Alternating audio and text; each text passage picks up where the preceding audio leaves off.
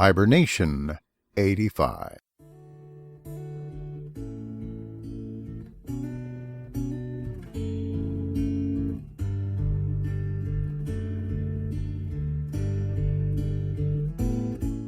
Grizzly's Growls presents Stories from the Hiber-Nation. Read by David Grizzly Smith.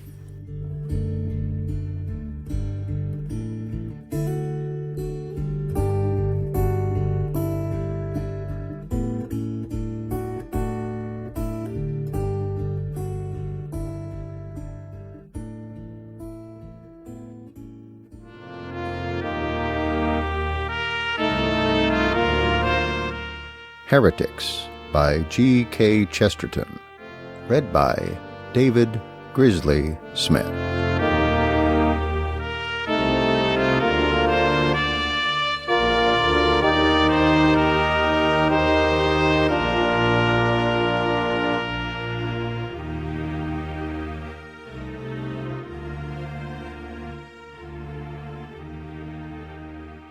Part 13.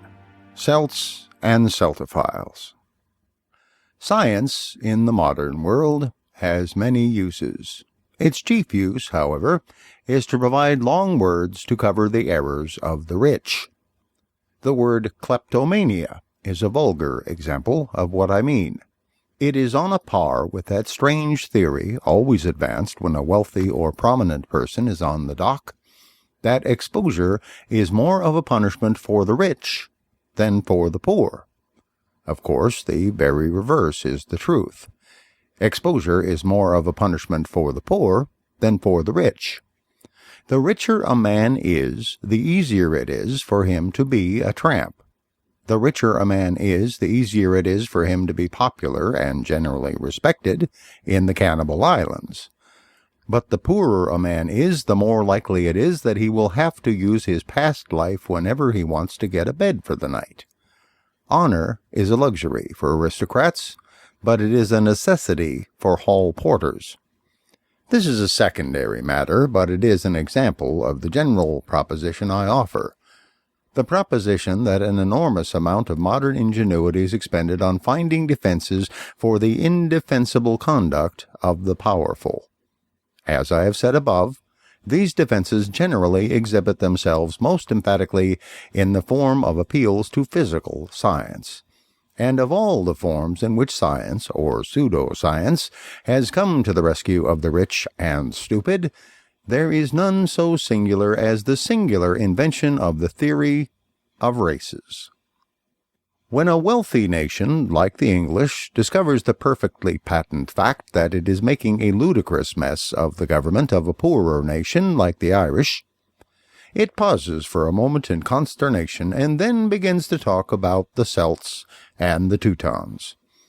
Now, as far as I can understand the theory, the Irish are Celts and the English are Teutons. Of course, the Irish are not Celts, any more than the English are Teutons.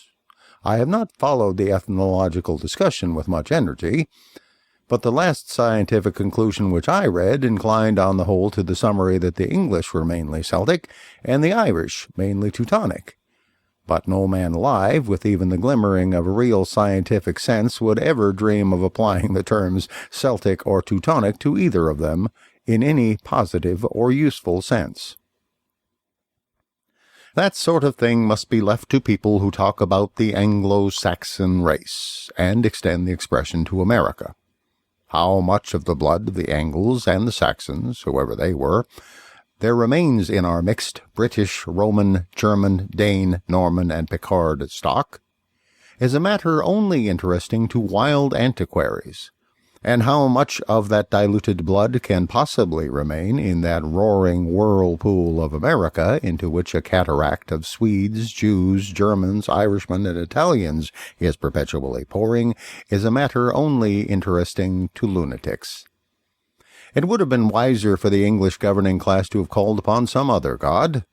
All other gods, however weak and warring, at least boast of being constant. But science boasts of being in a flux forever, boasts of being as unstable as water. And England, and the English governing class, never did call on this absurd deity of race, until it seemed, for an instant, that they had no other god to call on. All the most genuine Englishmen in history would have yawned or laughed in your face if you had begun to talk about Anglo Saxons. If you had attempted to substitute the ideal of race for the ideal of nationality, I really do not like to think what they would have said. I certainly should not like to have been the officer of Nelson who suddenly discovered his French blood on the eve of Trafalgar. I should not like to have been the Norfolk or Suffolk gentleman who had to expound to Admiral Blake by what demonstrable ties of genealogy he was irrevocably bound to the Dutch. The truth of the whole matter is very simple. Nationality exists, and has nothing in the world to do with race. Nationality is a thing like a church or a secret society. It is a product of the human soul and will. It is a spiritual product. And there are men in the modern world who would think anything and do anything, rather than admit that anything could be a spiritual product. A nation, however, as it confronts the modern world, is a purely spiritual product. Sometimes it has been born in independence, like Scotland. Sometimes it has been born in dependence, in subjugation, like Ireland. Sometimes it is a large thing cohering out of many smaller things, like Italy. Sometimes it is a small thing breaking away from larger things, like Poland. But in each and every case, its quality is purely spiritual, or, if you will, purely psychological. It is a moment when 5 men become a 6th man. Everyone knows it who has ever founded a club. It is a moment when 5 places become 1 place. Everyone must know it who has ever had to repel an invasion.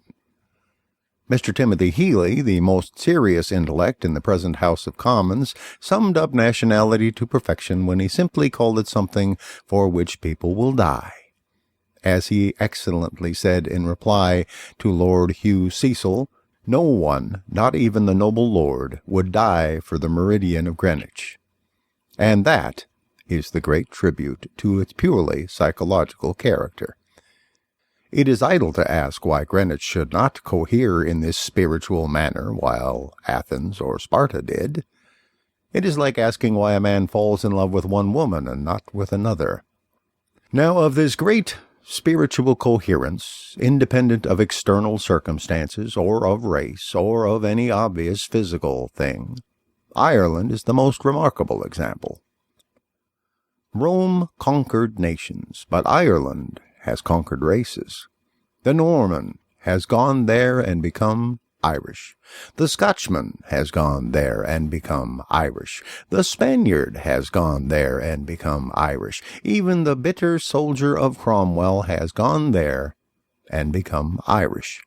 Ireland, which did not exist even politically, has been stronger than all the races that have existed scientifically.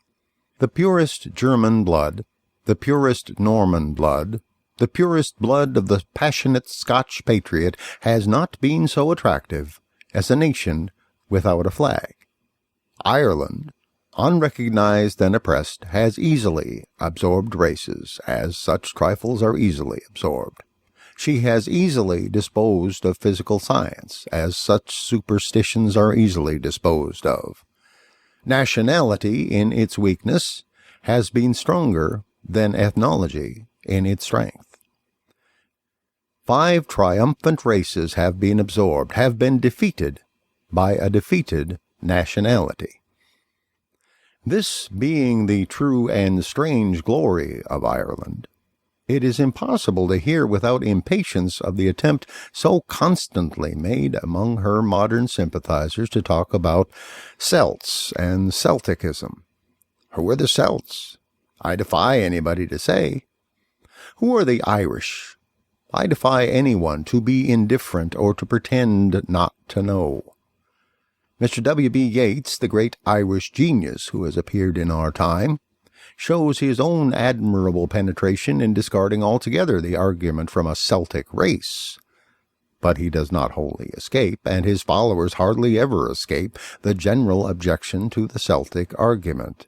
The tendency of that argument is to represent the Irish, or the Celts, as a strange and separate race, as a tribe of eccentrics in the modern world immersed in dim legends and fruitless dreams. Its tendency is to exhibit the Irish as odd, because they see the fairies. Its trend is to make the Irish seem weird and wild, because they sing old songs and join in strange dances. But this is quite an error. Indeed, it is the opposite of the truth. It is the English who are odd, because they do not see the fairies. It is the inhabitants of Kensington who are weird and wild, because they do not sing old songs and join in strange dances. In all this, the Irish are not in the least strange and separate, are not in the least Celtic, as the word is commonly and popularly used. In all this, the Irish are simply an ordinary, sensible nation, living the life of any other ordinary and sensible nation which has not been either sodden with smoke, or oppressed by moneylenders, or otherwise corrupted with wealth and science. There is nothing Celtic about having legends. It is merely human. The Germans, who are, I suppose, Teutonic, have hundreds of legends, wherever it happens that the Germans are human. There is nothing Celtic about loving poetry. The English loved poetry more, perhaps, than any other people before they came under the shadow of the chimney pot and the shadow of the chimney pot hat. It is not Ireland which is mad and mystic. It is Manchester which is mad and mystic, which is incredible, which is a wild exception among human things. Ireland has no need to play the silly game of the science of races. Ireland has no need to pretend to be a tribe of visionaries apart. In the matter of visions, Ireland is more than a nation. It is a model nation.